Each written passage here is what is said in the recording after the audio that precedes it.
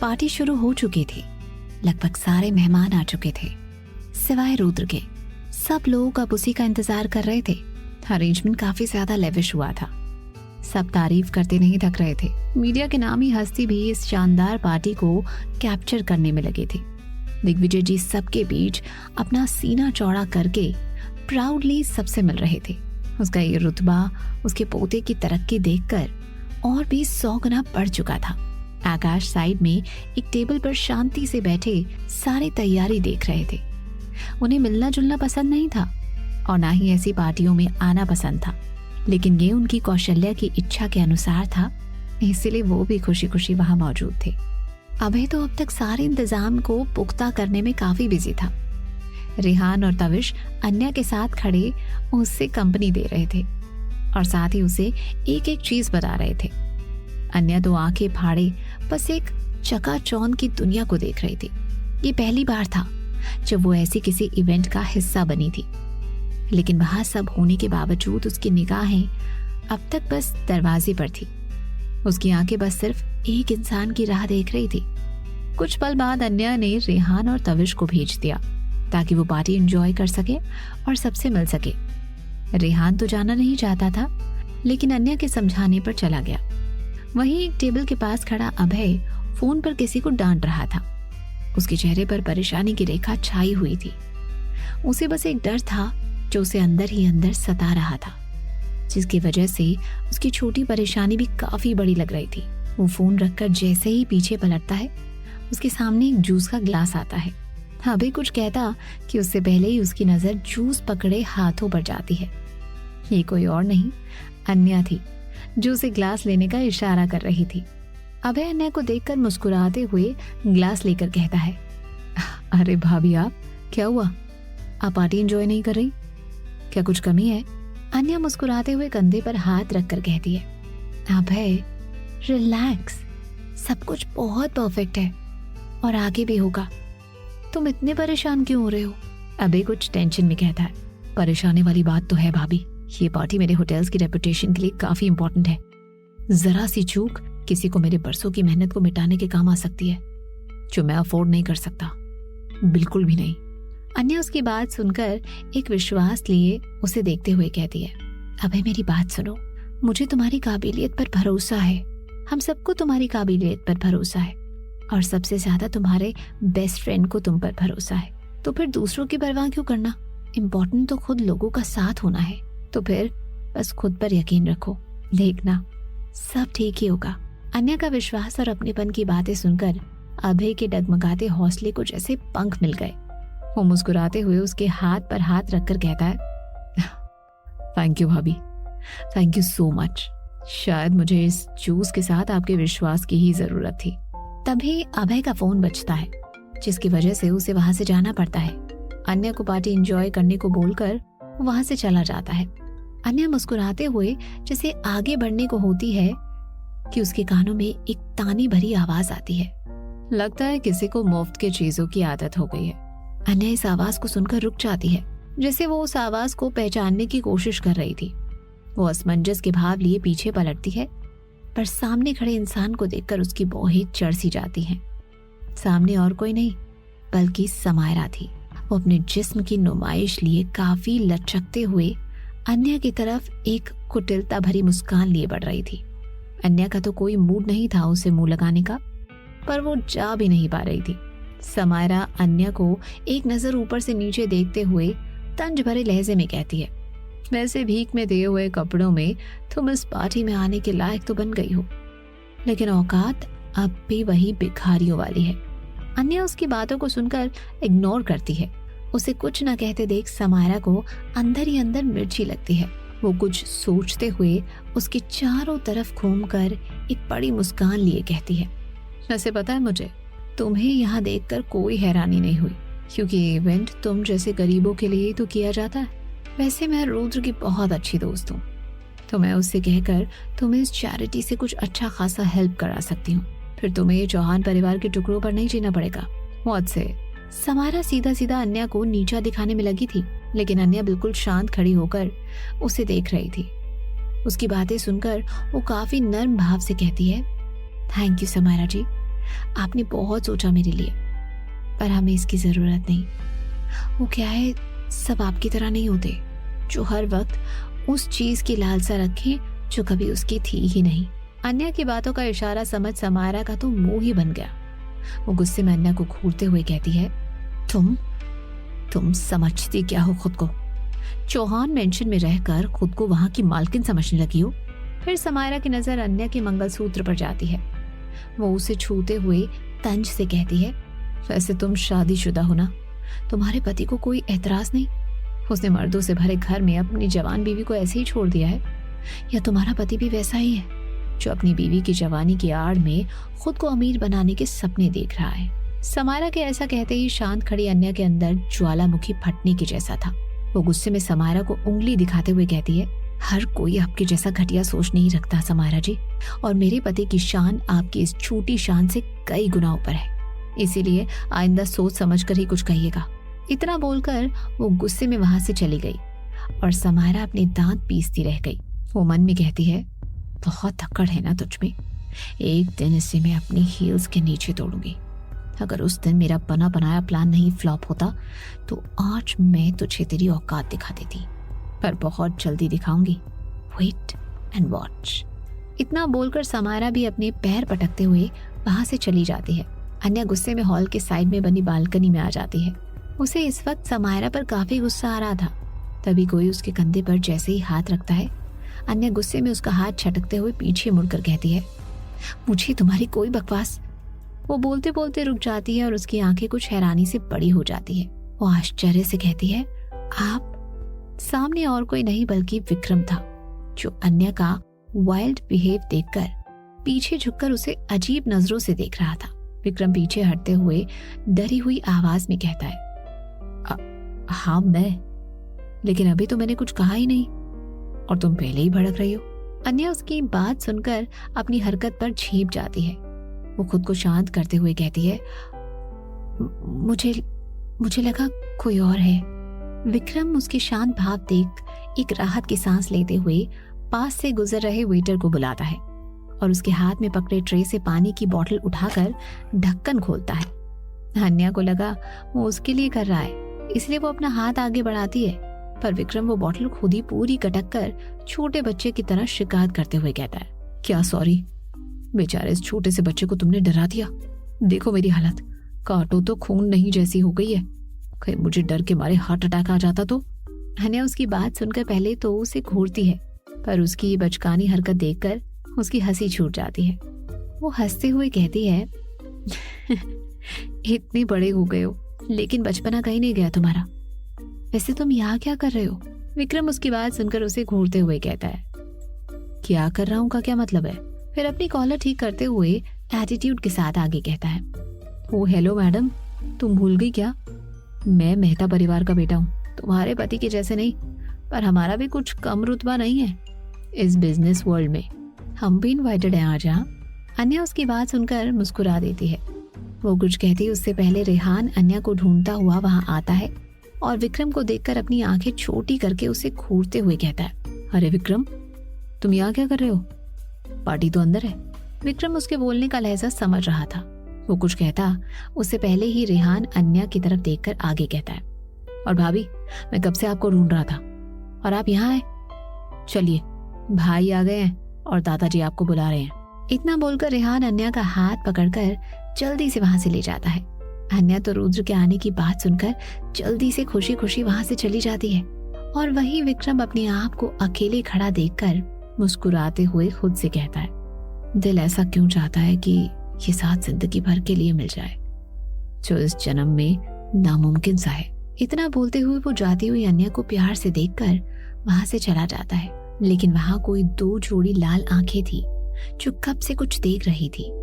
विक्रम का उसके एक साथ हंसते मुस्कुराते बातें करना, विक्रम की नजरों की मोहब्बत, बातों का इशारा, अन्या की खुशी।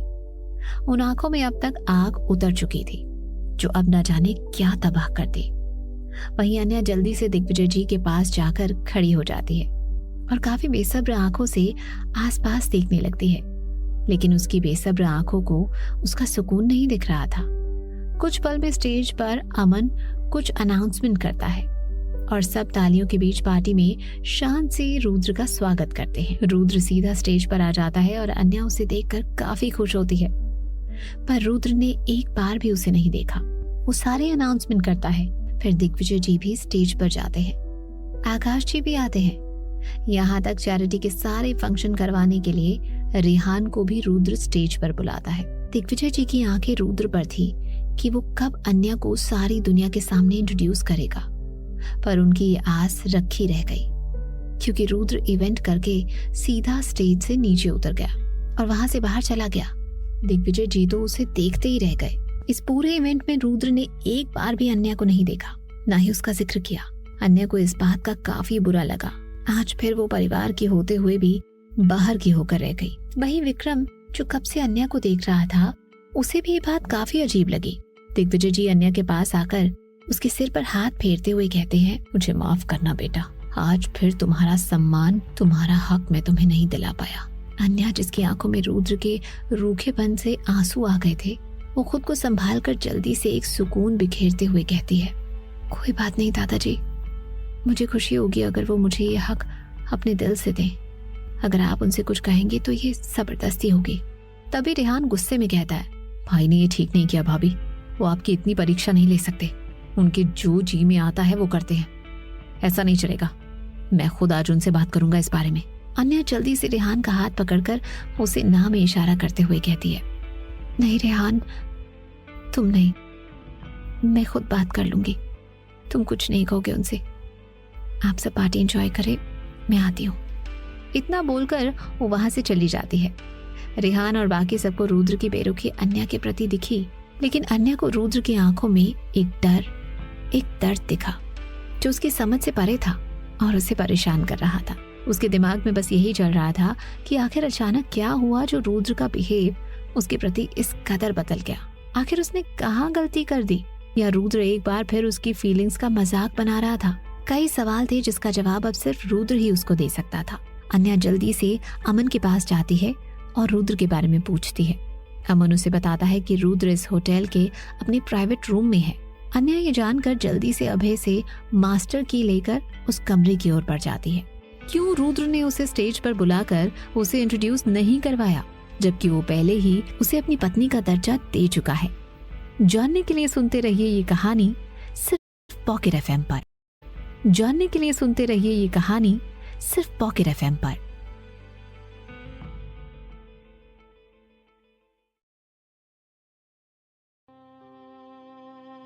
अन्या रुद्र के प्राइवेट रूम के बाहर खड़ी खुद को अंदर से तैयार कर रही थी।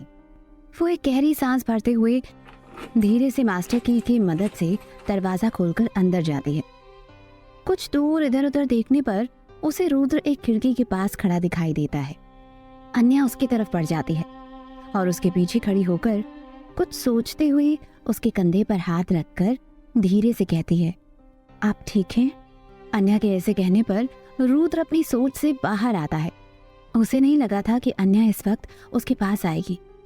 उसे कुछ हैरानी तो हुई, लेकिन वो सारे जज्बातों को छुपाते हुए भारी आवाज में कहता है, तुम्हें क्या लगा, सब ठीक है? अन्या के सवाल के जवाब में जब उसे सवाल ही मिले तो उसे कुछ अजीब सा लगा।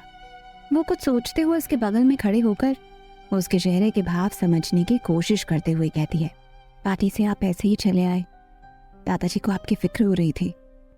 उसके ऐसा बोलने पर रुद्र तुरंत उसकी बात काटते हुए अपनी लाल आंखों से उसे देखकर कहता है, और तुम्हें फिक्र नहीं हो रही थी?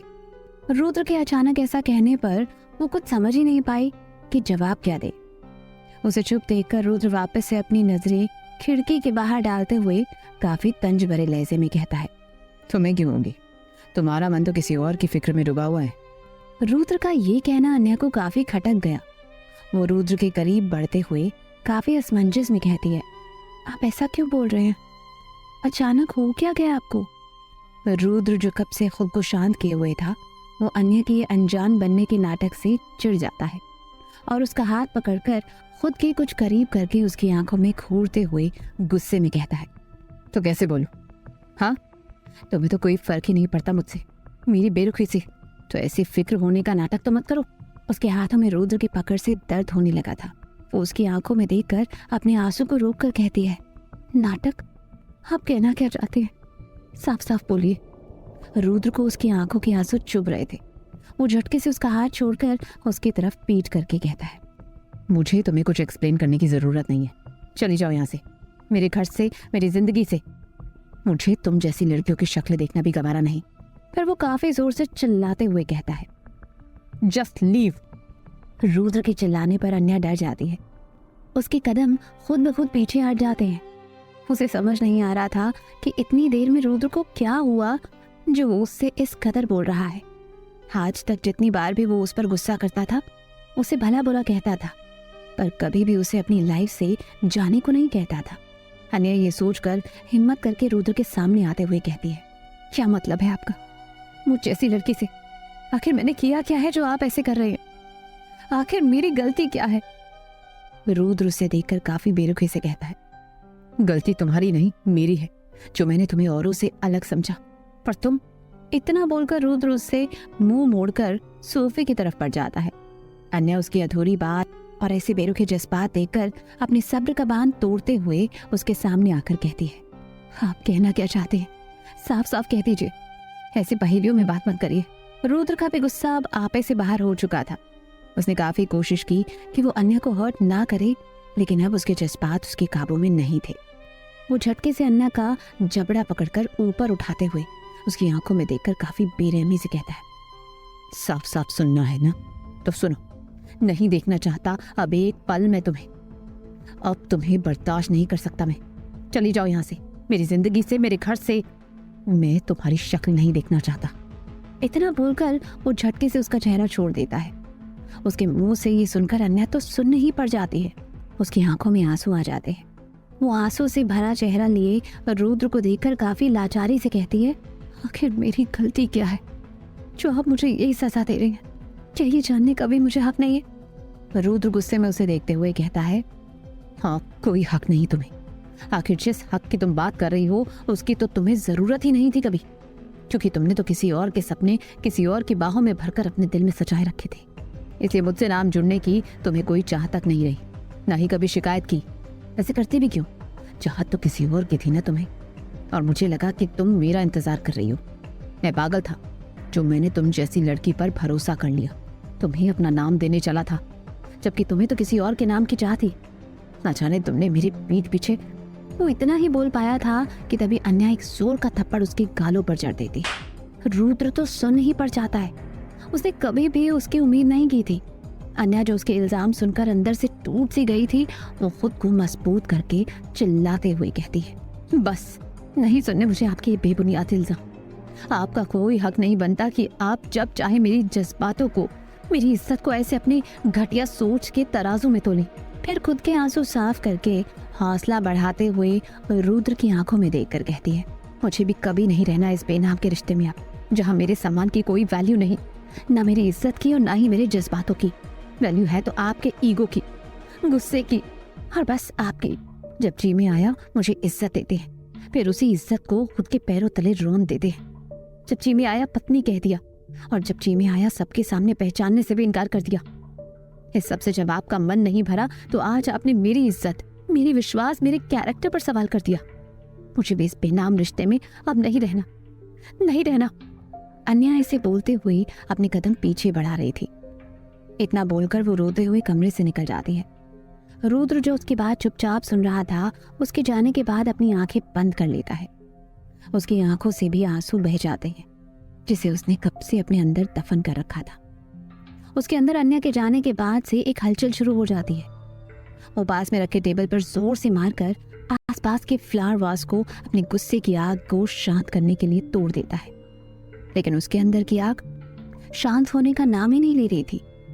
फिर वो शराब की बोतल शेल्फ से निकालकर उसे अपने मुंह से लगा लेता है।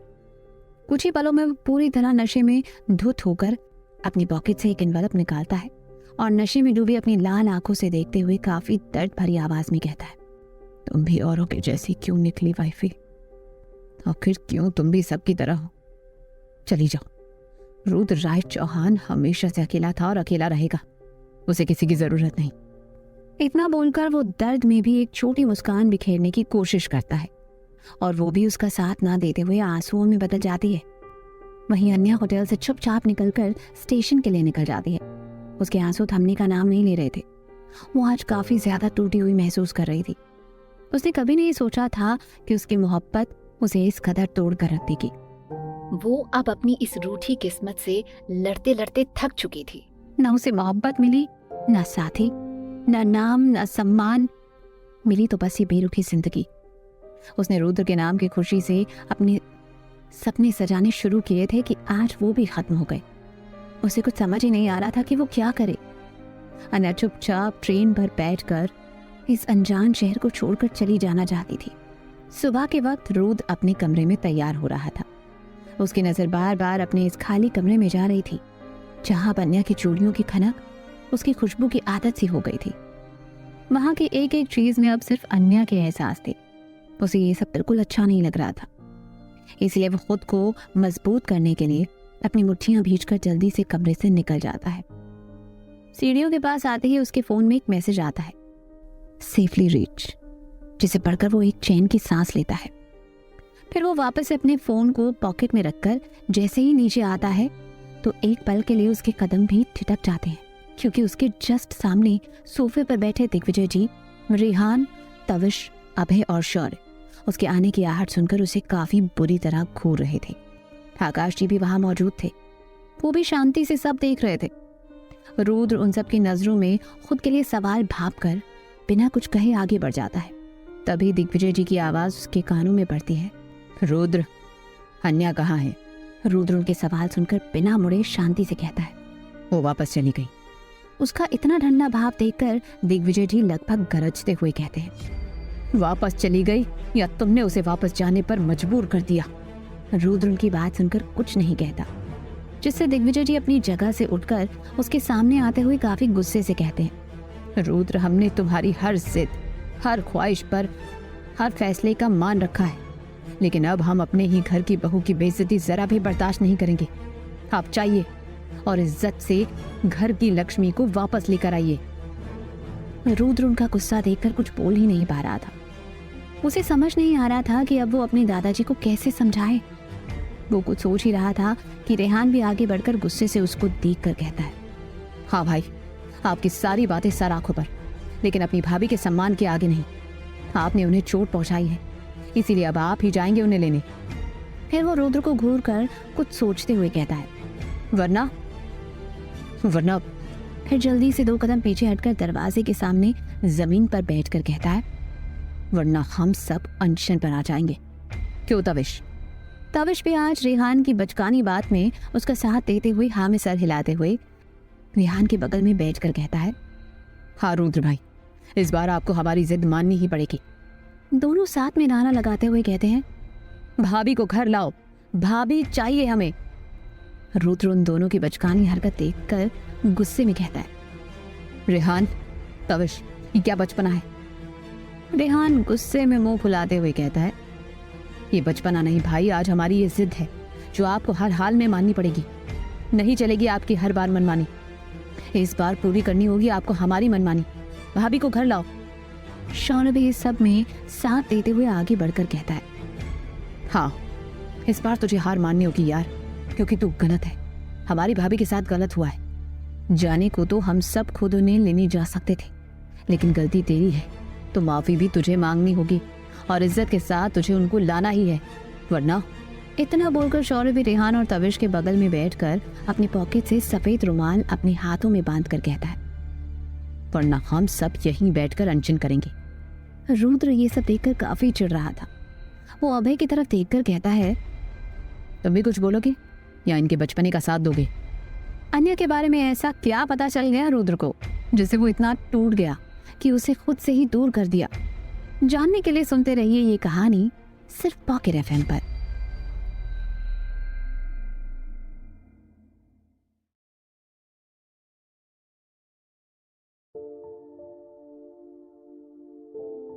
अभय शांति से रुद्र की बात सुनकर उसके सामने आता है।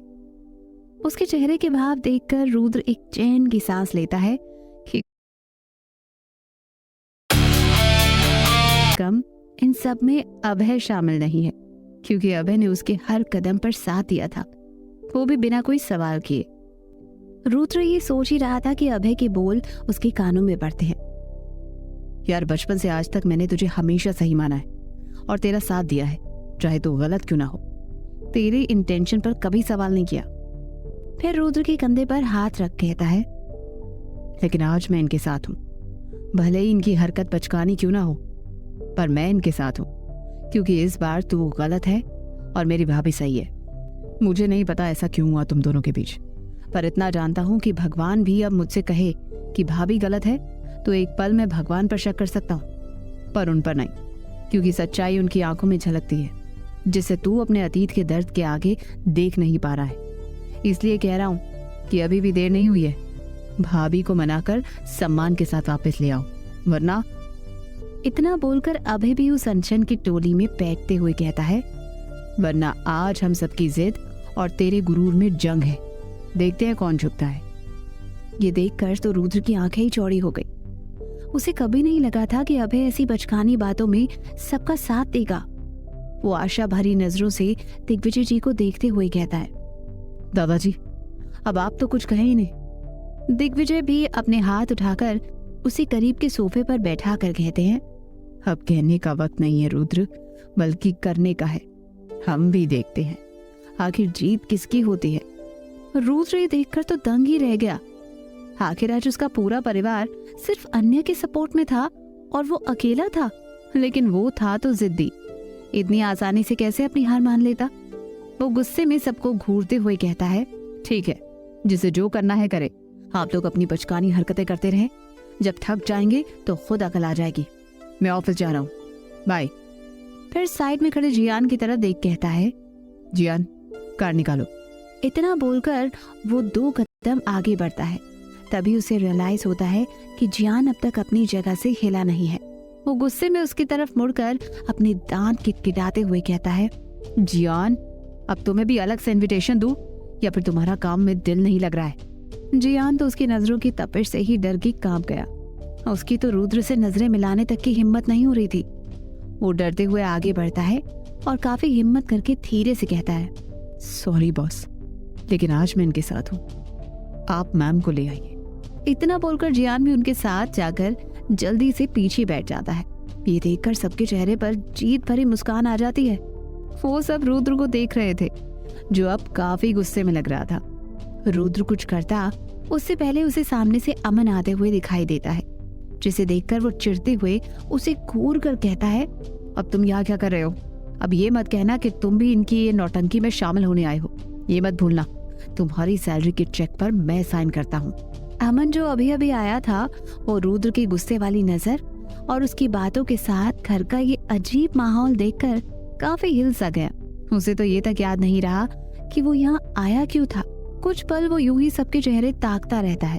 फिर जब उसकी नजर रुद्र से मिलती है तो वो हड़बड़ाते हुए आगे बढ़कर कहता है, गुड मॉर्निंग सर। वो यहाँ मैं आपको ये बताने आया था कि मैंने आज ऑफिस में सबको लीव दे दी है और साथ ही आपकी सारी मीटिंग भी अगले हफ्ते के लिए शिफ्ट कर दी है। तो अगर कोई काम नहीं तो मैं भी घर जाऊं? उसकी बात सुनकर रुद्र के चेहरे पर हैरानी के भाव आते हैं। वहीं बाकी सबको हंसी आती है, क्योंकि अमन का चेहरा इस वक्त काफी फनी लग रहा था। रुद्र अपनी बाहें चढ़ाते हुए गुस्से में अपने कदम आगे लेते हुए कहता है, किसके कहने पर तुमने ये सब किया और छुट्टी किस बात की? अमन तो रुद्र का गुस्सा देखकर 4 कदम पीछे हटकर हकलाते हुए कहता है,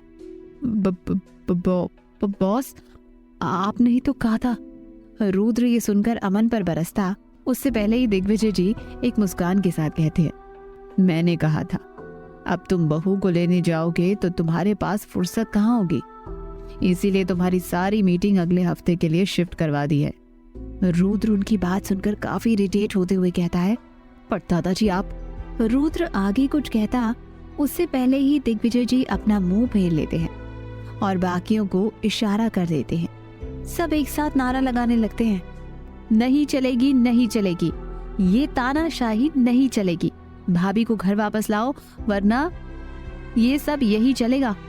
एक साथ ये नारा सुनकर रुद्र काफी झल्ला सा जाता है। वो गुस्से में अपना सिर पकड़ते हुए वापस तेज कदमों से ऊपर चला जाता है और बाकी सब मुस्कुरा देते हैं। अमन जिसकी समझ से अब तक सब परे था, वो काफी कंफ्यूज सा सबकी ओर देखने लगता है। तो वही शौर्य उसे अपने पास आने का इशारा करते हुए शरारत से कहता है, अमन जी। अमन तो उसकी आवाज सुनकर सकपका जाता है। वो जल्दी से अपना सिर हिलाते हुए कहता है, जी जी जी। शौर्य उसके मजे लेते हुए कहता है, आपकी तो अब तक शादी नहीं हुई और ऐसे बॉस के साथ रहने पर गर्लफ्रेंड होना नामुमकिन है, तो क्यों ना आप भी हमारा साथ दें इस फंक्शन में। अपने बॉस के सारे जन्मों का बदला एक बार में लेने का अच्छा मौका है। इतना बोलकर वो शरारत से अपनी एक आंख विंग कर देता है। उसकी बात सुनकर अमन का तो मुंह ही बन जाता है। फिर अपने बॉस से बदला लेने वाली बात सुनकर वो एक नजर सीढ़ियों पर डालकर उनके पास बैठ जाता है और सब उसकी हरकत देखकर मुंह दबाकर हंसने लगते हैं। रेहान फिर कुछ सोचते हुए सबसे कहता है, यार हम सब ने ये मोर्चा शुरू तो कर दिया है, लेकिन मेरे पत्थर जैसे भाई पर कुछ असर करेगा कि नहीं, या हम ऐसे ही शहीद हो जाएंगे। उसकी बात सुनकर अभय उसके कंधे पर हाथ रखकर भरोसे के साथ कहता है, असर करेगा, जरूर असर करेगा। भले ही वो पत्थर का दिल रखता है, लेकिन उस पत्थर को पिघलने के लिए भाभी का एहसास ही काफी है। वो खुद ही अंदर से इतना तड़प रहा है कि उसका दिल उसे एक पल सुकून से जीने नहीं देगा। और लोग कुछ कर ले, लेकिन अपने दिल से कभी नहीं जीत सकते। अभय की बात सुनकर सब उससे सहमति दिखाते हैं। फिर वो अपनी बातों में लग जाते हैं। अब हड़ताल तो शुरू कर दी थी, तो बस इसके असर होने का वेट करना था। दिग्विजय जी भी उनका साथ देते हुए वहीं बैठे रहते हैं। उनकी ऐसी कंडीशन तो नहीं थी कि वो ज्यादा देर ये सब सह सके, लेकिन अपनी लक्ष्मी जैसी बहू को वापस अपने घर लाने के लिए वो कुछ भी सहने को तैयार थे। रुद्र गुस्से में पैर पटकते अपने कमरे में आता है और अपना कोट बेड पर फेंककर अपनी टाई लूज करते हुए खुद को रिलैक्स करने की कोशिश करता है। फिर सोफे पर अपना सिर टिकाकर बैठ जाता है। उसे सब पर गुस्सा तो काफी आ रहा था, पर सबसे ज्यादा गुस्सा खुद पर आ रहा था, क्योंकि वो उन्हें समझाने से पहले खुद को नहीं समझा पा रहा था। कुछ पल में उसका गुस्सा उसके दर्द में बदल जाता है। उसे भी अन्या की काफी याद आने लगी थी। वो अपनी निगाहें कमरे में चारों तरफ घुमाता है। उसका कमरा उसका तो अब था ही नहीं, वहां बस अन्या की खुशबू थी, उसकी आहट थी। अन्या ने उसकी बेरंग जिंदगी में उसके कमरे की तरह रंग भर दिए थे। उसका गुस्से वाला दिमाग अब काफी हद तक शांत होकर अन्या के एहसासों में डूब सा जाता है। उसका दिल तो कभी ये मानने को तैयार नहीं था कि अन्या औरों जैसी हो सकती है। वो तो उस एनवेलप के बारे में उससे बात करने आ रहा था, लेकिन उसके गुस्से और अतीत के दर्द ने जब अन्या को किसी और के साथ यूं हंसते मुस्कुराते देखा, तो उस पर दिल से ज्यादा दिमाग हावी हो गया। उसके जज्बात के आगे उसका गुस्सा आ गया था, जिसका नतीजा ये हुआ कि उसने अन्या को अपने गुस्से के तराजू में तोलकर उसे दोषी ठहरा दिया और खुद ही फैसला भी सुना दिया। ये सब सोचते हुए रुद्र की आंखों में एक बार फिर नमी छा गई। काफी देर वो यूं ही बैठा रहा। कब सुबह से दोपहर और दोपहर शाम में ढल गई, उसे पता तक नहीं चला। कुछ पल में एक नौकर उसके कमरे में नॉक करके अंदर आता है और उसको ग्रीट करते हुए उसके सामने कॉफी का मग रख देता है। रुद्र उसे देखकर कॉफी लेते हुए उस नौकर से पूछता है, सबने अपना मोर्चा खत्म करके खाना खाया? नौकर ना में सर हिलाते हुए कहता है, नहीं सर, सब अब तक वैसे के वैसे ही बैठे हैं और अपनी बात पर अड़े हैं। उसकी बात सुनकर रुद्र के माथे पर बल पड़ जाता है। वो फिक्र करते हुए कहता है, दादाजी वो भी अभी तक वहीं बैठे हैं, उन्होंने भी खाना नहीं खाया। वो नौकर उसकी बात सुनकर जल्दी से कहता है, जी सर, दादाजी भी अभी तक वहीं हैं, उनके साथ ही बैठे हुए, पर उन्होंने खाना खा लिया और अपनी दवा भी ले ली। रेहान बाबा और बाकी सबके कितने कहने पर भी उन्होंने उनकी बात नकार दी थी, लेकिन जब छोटी मैडम का फोन आया तो उनके कहने पर दादाजी ने उनकी बात मान ली, पर आराम करने अपने रूम में नहीं गए, अभी भी वहीं बैठे हैं। ये सुनकर रुद्र को काफी बुरा लगता है, पर साथ ही एक पल के लिए अच्छा भी लगता है, क्योंकि अन्या भले ही यहाँ से चली गई थी, लेकिन वो अपनी जिम्मेदारियों को अच्छे से निभा रही थी। उसे अब भी उसके परिवार की फिक्र थी। वो उस नौकर को जाने का इशारा करते हुए अपनी कॉफी का जैसे ही सिप लेता है, उसका मुंह ही बिगड़ जाता है। वो गुस्से में उस नौकर को डांटते हुए कहता है, ये कॉफी किसने बनाई? कितनी बकवास कॉफी है, लगता है सब कॉफी बनाना भूल गए। रुद्र का गुस्सा देखकर वो नौकर सहम सा गया। वो जल्दी से माफी मांगते हुए कहता है, सॉरी सर, मैं दूसरी बनवा के आता हूँ। वो क्या है कि आपकी कॉफ़ी हमेशा मैम ही बनाती हैं, इसलिए आज काफ़ी दिन बाद शेफ के हाथों का स्वाद आपको पसंद नहीं आ रहा है। मैं अभी दूसरी बनवा कर लाता हूँ। रुद्र गुस्से में कहता है, कोई ज़रूरत नहीं है, ले जाओ इसे। वो नौकर पे जल्दी से कॉफ़ी लेकर चला जाता है। रुद्र एक ठंडी आह भरते हुए कुछ सोचने लगता है।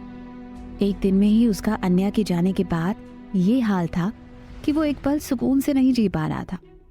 पता नहीं आगे क्या होगा। ये सोचकर वो उठता है और फ्रेश होने वॉशरूम में चला जाता है।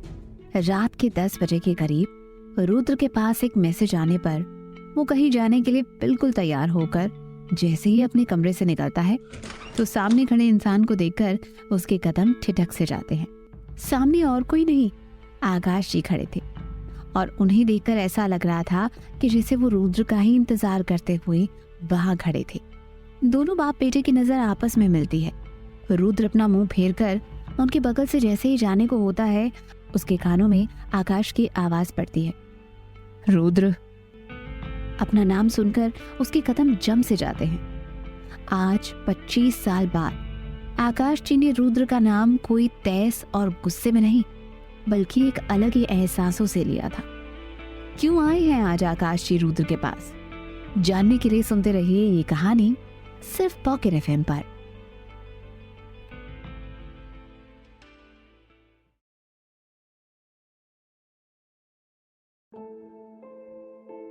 रुद्र अन्या के घर में रुद्र और आकाश जी दोनों बाप बेटे एक दूसरे की तरफ पीठ किए खड़े थे। आकाश जी अपनी हिचकिचाती जुबान को हौसला देते हुए कहते हैं, रुद्र, 2 दिन बाद तुम्हारी माँ की पुण्यतिथि है, इसीलिए मैं चाहता हूँ कि बहू इस पूजा में शामिल हो। तुम्हारी माँ की भी काफी तमन्ना थी। The star